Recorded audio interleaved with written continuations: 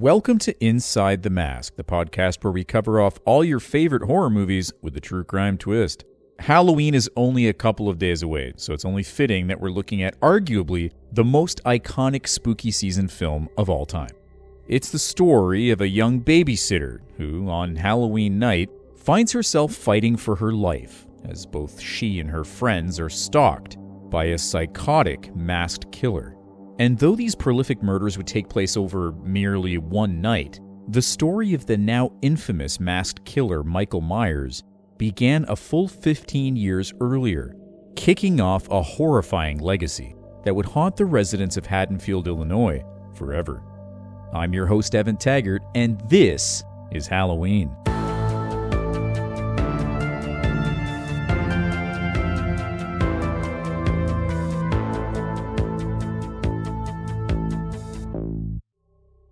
It's October 31st, 1963, and after a busy evening complete with streets packed with trick-or-treaters, the night is beginning to finally wind down in the otherwise quiet community of Haddonfield, Illinois.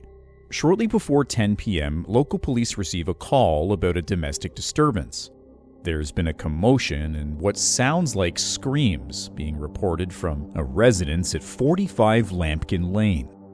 When law enforcement officers, led by Sheriff Ron Barstow, respond to the scene, they make a harrowing discovery. The body of high school student Judith Myers is found in her bedroom, having suffered from multiple punctures and severe lacerations to her torso. Her parents reported that Judith was babysitting her siblings, 2-year-old Cynthia Myers and her 6-year-old brother Michael, while the parents were away on Halloween night. Now, at some point in the evening, Judith had retreated to her bedroom, along with her boyfriend, Daniel Hodges.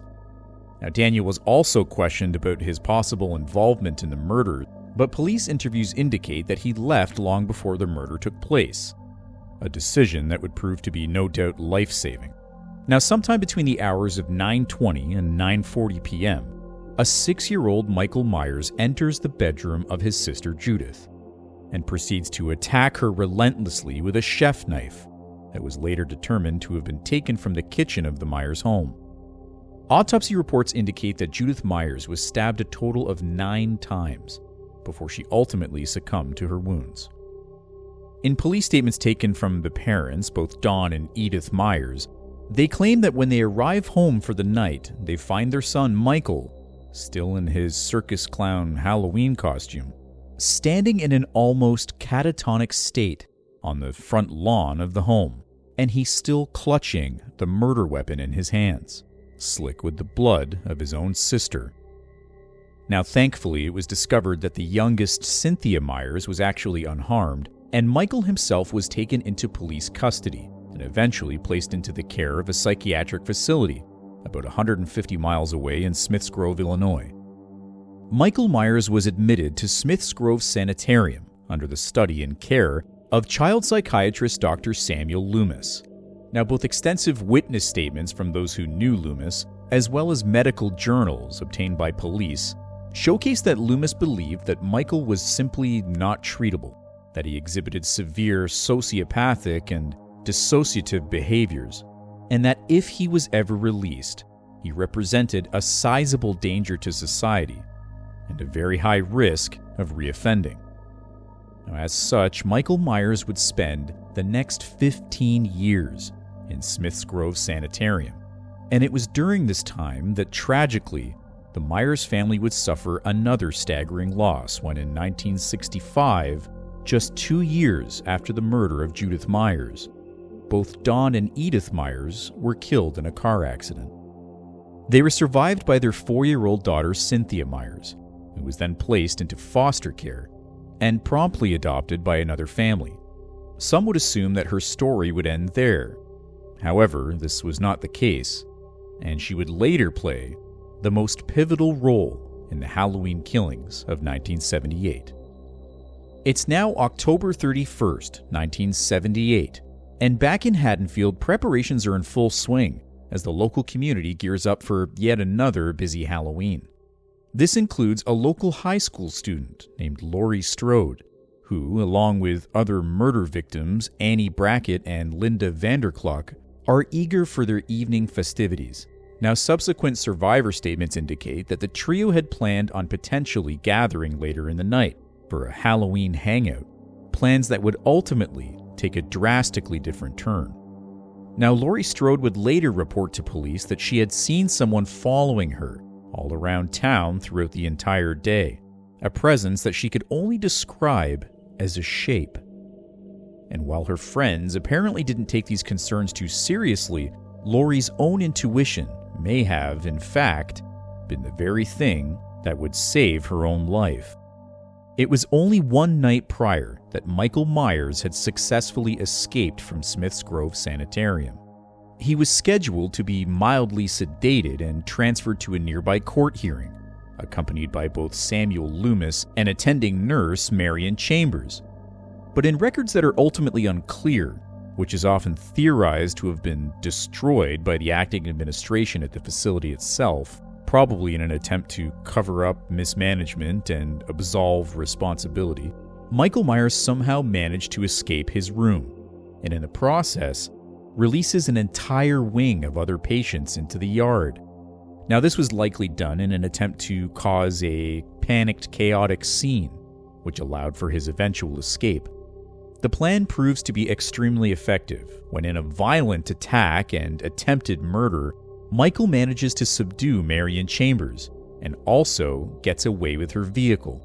Now, miraculously, Marion Chambers survives this encounter, but Michael Myers' next victim would not be so lucky.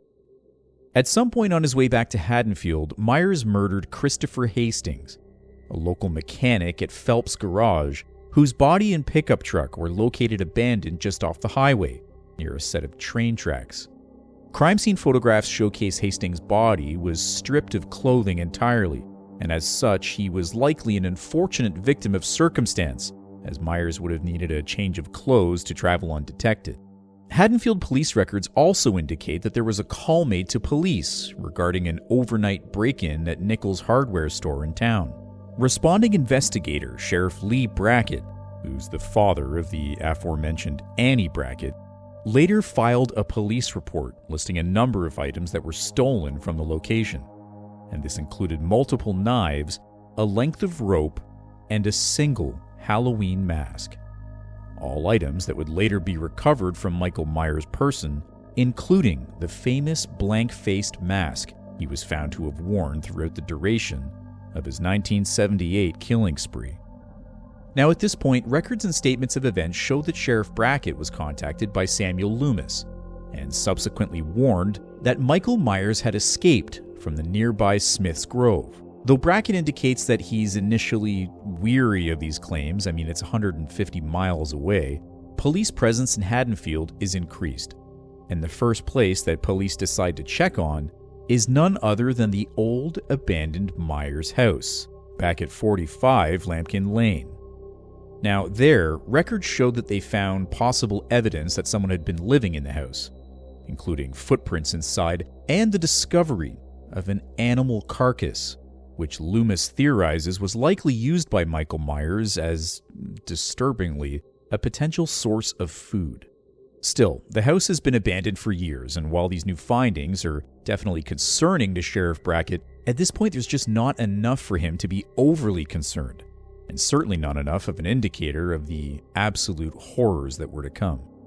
Now, the events leading up to the actual killings, and what media often refers to as the Babysitter murders of 1978, rely mostly on speculation, based on crime scene evidence and testimony from survivor Laurie Strode.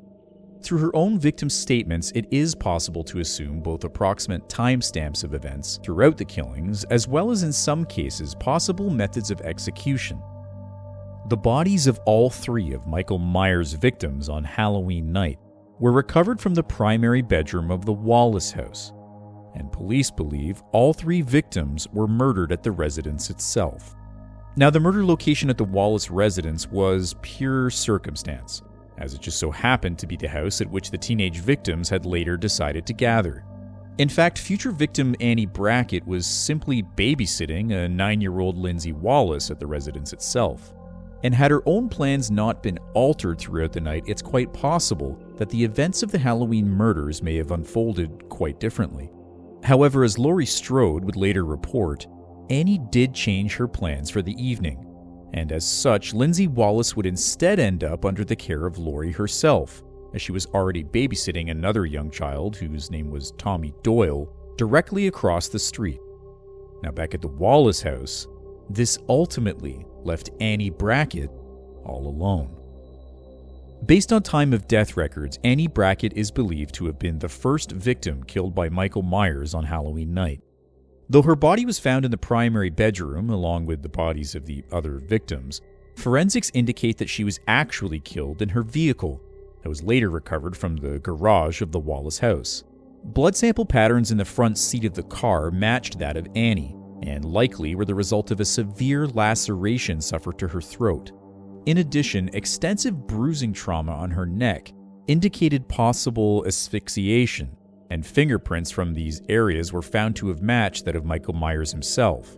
It's assumed then that Annie was likely choked in her car as well as having her throat slit, and that her body was transported back into the Wallace residence probably immediately after her murder, which was corroborated from a police statement taken from Tommy Doyle, who claims to have witnessed Myers carrying what looked like a dead body into the house at some point in the evening, an event that he witnessed from the window across the street.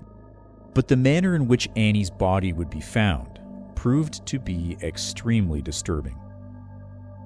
Now, as mentioned, Annie Brackett's body was found in the primary bedroom, and it was positioned on the bed itself.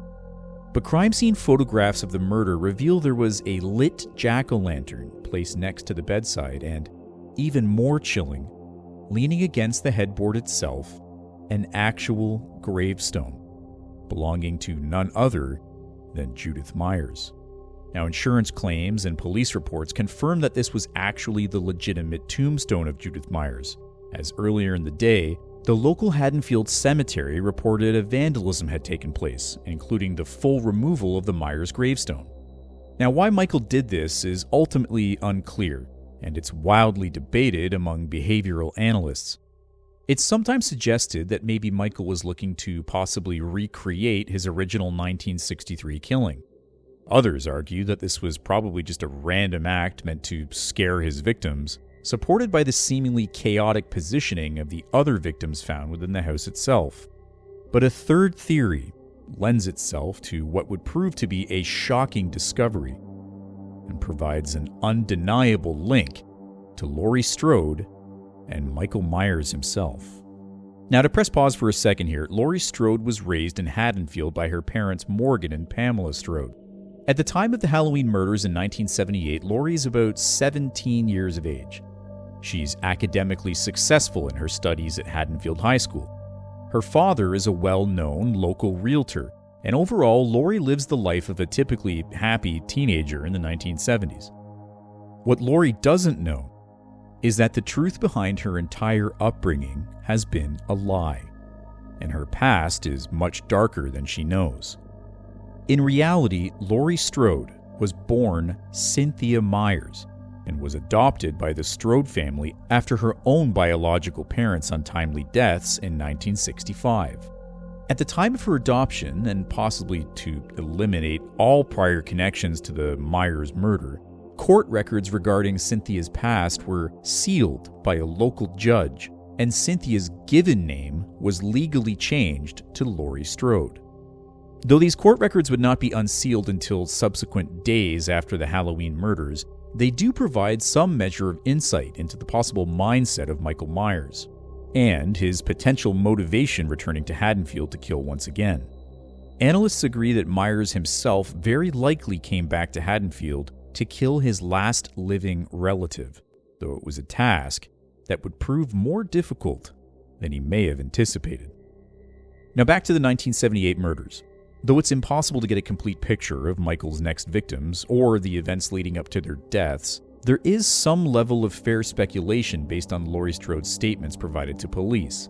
Now, Laurie told police that her friends had discussed plans to meet up at the Wallace residence later in the night, which included Linda Vanderklok and her boyfriend Bob Sims, both found to have been killed by Michael Myers in the Wallace house itself. The body of Bob Sims was ultimately discovered hanging upside down inside a closet in the primary bedroom, But just like with the other victims, his body was actually moved after his death. Now, his actual murder took place downstairs in the kitchen, where extensive blood patterns were found on the floor, as well as a nearby wooden pantry door. Bob had a single stab wound in his torso, which autopsy shows entered his diaphragm and traveled all the way through the back of his body, even as far as damaging his spinal column and leaving an exit wound in his back where the blade pierced through the other side. Linda Vanderklok's body was found crudely shoved into an armoire in the primary bedroom of the house. Bruising and tissue damage to her larynx indicate that she died by asphyxiation, caused by strangulation, though unlike prior victim Annie, autopsy reports indicate that Linda was strangled by some kind of wire, which was theorized to be a telephone cord. Now, this is supported by the fact that Laurie Strode claimed to have received a phone call from Linda at some point in the evening, where she appeared to be making gasping or choking sounds. And while Laurie initially passed this off as just another prank, which was commonplace for this group of friends, it's entirely possible that, quite hauntingly, Laurie Strode may have heard the final sounds of her friend Linda as she was strangled to death by Michael Myers. Now, the following is a complete recollection of the survival of Laurie Strode as told in her own statements, which were provided to police and attending physicians at Haddonfield Hospital, as well as supporting statements from survivors Tommy Doyle and Lindsay Wallace. After putting both kids to bed at the Doyle residence, Laurie begins to legitimately worry about her friends. She's unable to reach them by phone, and thoughts of the strange shape she's been seeing, seemingly pursuing her throughout the events of the day, are lingering in the back of her mind. Hoping perhaps to prove herself wrong, she heads back across the street to the Wallace residence, where she discovers not only the bodies of her murdered friends, but also comes face to face with Michael Myers himself. And while Laurie manages to ultimately escape the house, suffering from superficial wounds to her hands and to her forearms, her psychotic stalker is not far behind. Statements taken from 8-year-old Tommy Doyle indicate that he's startled awake in the Doyle residence from the sounds of breaking glass, and he makes his way downstairs where he finds a frantic Laurie Strode begging to be let into the house. She's screaming for help and she is pounding on the front door. And after successfully unlocking it and letting her into the house, Tommy fearfully sprints back upstairs where he's able to secure himself and Lindsay in a nearby bathroom. Now back downstairs, Laurie is fighting for her life, courageously battling against a relentless Michael Myers in multiple physical altercations all throughout the house. It's suggested that Michael gained access to the house through an unlocked door in the kitchen, and in the ensuing crazed pursuit, Laurie reports to have injured Myers numerous times, including stabbing him with both a knitting needle and a steel clothes hanger directly to his eye. Now, in spite of these injuries, Michael is not giving up in his pursuit to kill his sister. Now, at this point, both Samuel Loomis and Sheriff Brackett have been patrolling the neighborhood looking for Michael Myers, and they've narrowed down the search after the discovery of the vehicle previously stolen by Michael in his escape from Smith's Grove. Now, this manhunt shortly takes a fortunate turn when Loomis himself hears something in the dead of night. It's the frantic screams of 2 children, seen desperately fleeing a nearby residence, later found to have been an escaping Tommy Doyle and Lindsay Wallace. Samuel Loomis enters the Doyle residence of his own accord, opting to not wait for backup or police support. It would be a decision that would ultimately save Laurie Strode's life. Loomis encounters Michael Myers in the upstairs hallway of the home, where Myers is attempting to strangle Laurie Strode with his bare hands. Using a registered revolver he kept concealed in his jacket, Loomis wastes no time, and he proceeds to fire a total of 6 rounds into Michael Myers' center mass. Blood patterns on the wall of the hallway indicate that the first round was non-lethal, and instead sent Myers spinning into the adjacent bedroom.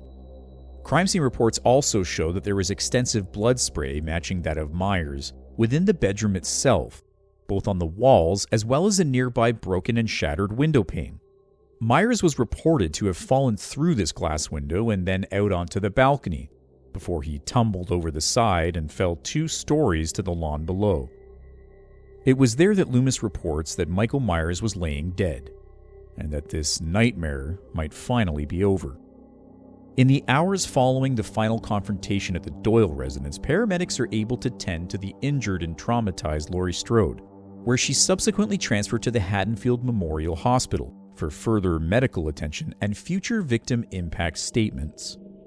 Police are also able to locate Tommy Doyle and Lindsay Wallace, both of whom successfully fled to a nearby neighbor's house during the attack.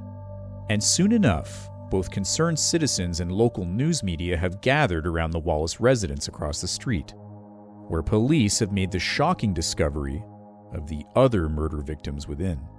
But in the removal of victims and the securing of the multiple crime scenes, there was a glaring omission.